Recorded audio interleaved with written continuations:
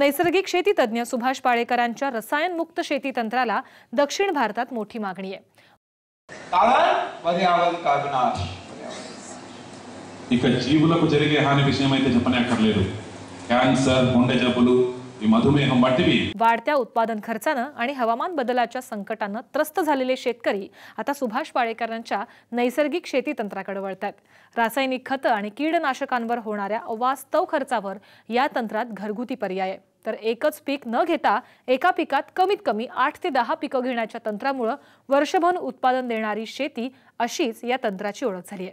या तंत्राने शेती करण्यासाठी आता नव्याने तयार झालेल्या शेजारच्या तेलंगणा राज्याचे सरकार आणि शेतकरीही पुढे सरसावलेत.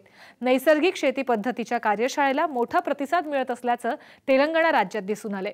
नुकतीच तेलंगणाचे कृषी मंत्री पोहचरय्या श्रीनिवासलू रेड्डी यांनी हैदराबाद इथं सुभाष पाळेकरांची भेट घेऊन नैसर्गिक शेती तंत्राचा तेलंगणात प्रसार करण्यासाठी कार्यक्रम आखणार असल्याची माहिती साम टीव्हीशी बोलताना दिली.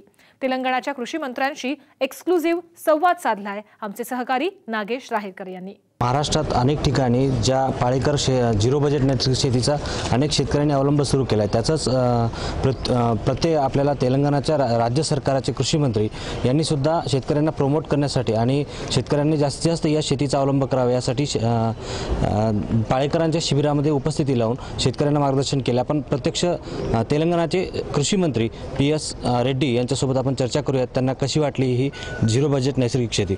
सर, आपने देखा है कि झिरो बजेट पाळेकर का जी का जो टेक्निक है वो आपको पसंद आया या आप क्या इस पे राय देना चाहेंगे? नो, मैं जो यहाँ पे जो मीटिंग जो कर रहे हैं पालेकर साहब, मैं जानता हूँ ये विधान अच्छा है. ये जीरो बजट गो आधारित जो किसान जो उसका जिरायत करते हैं, ये बहुत अच्छा ही सिस्टम है. कोई इन्वेस्टमेंट नहीं लगता, बैंक से लोन लेना नहीं पड़ता. जब केमिकल फर्टिलाइज़र जब इस्तेमाल नहीं करते तो जब पेस्टिसाइड्स भी इस्तेमाल करने की ज़रूरत नहीं पड़ता. ये फर्टिलाइज़र और पेस्टिसाइड से दिन भर इन्वेस्टमेंट बढ़ते जा रहा है. इन्वेस्टमेंट बढ़ते जा रहा है और ज़मीन की ताकत कम होती जा रही है. जब ज़मीन की ताकत कम होती है तो क्रॉप सही हिसाब से नहीं आता.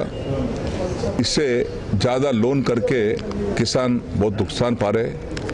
जब ये सिस्टम सही अमल में आया तो किसानों को बहुत अच्छा होगा.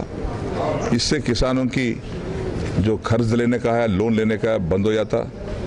और जो आज ये सिस्टम से ज़मीन की ताकत बढ़ती है.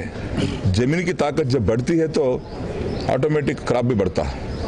इससे लोन लेने की ज़रूरत नहीं पड़ती, फेस डालने की ज़रूरत नहीं पड़ती, फर्टिलाइज़र केमिकल फर्टिलाइज़र डालने की ज़रूरत नहीं पड़ती.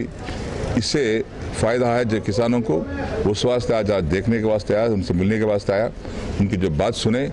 सही भी हम जाके खेतों में जाके भी हम देखेंगे जो तेलंगाना में हमारे जो किसान भाई है, बहन है, इसका जो अमल कर रहे हैं उस एरिया में जाके मैं महोदयदार जाके वहाँ पे जाके देखेंगे, इंस्पेक्शन करेंगे, बात करेंगे.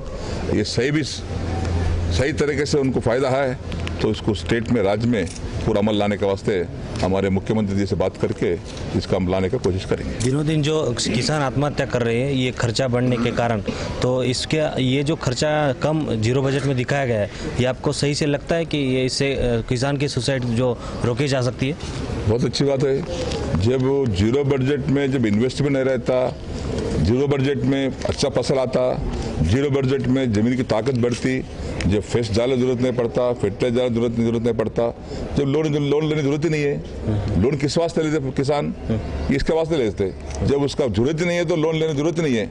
उस वजह से जीरो बजट में अगर फसल किसान का अच्छा फायदामंद है, बराबर इसका हम सपोर्ट करेंगे. तेलंगाना सरकार इसको प्रमोट करेगी, बराबर इसका फायदा उस वास्ते आज आया. अच्छा. और हम फील्ड में जाके देखेंगे और किसान भाइयों से बात करेंगे, बहनों से बात करेंगे. इसका सही भी फायदा जब उठा रहे उन्होंने, वही फायदा दूसरे किसानों पहुंचाने के वास्ते हम कोशिश करेंगे. हे होते तेलंगणा राज्याचे कृषी मंत्री ज्यांनी ही सर्व शेती आपल्या सर्व तेलंगणा राज्यात शेतकऱ्यांना प्रमोट करतील आणि पाळेकर यांचं तंत्र सगळ्या शेतकऱ्यांना अवलंब करण्यासाठी प्रोत्साहन देतील. नागेश राहेकर, साम टीव्ही, हैदराबाद.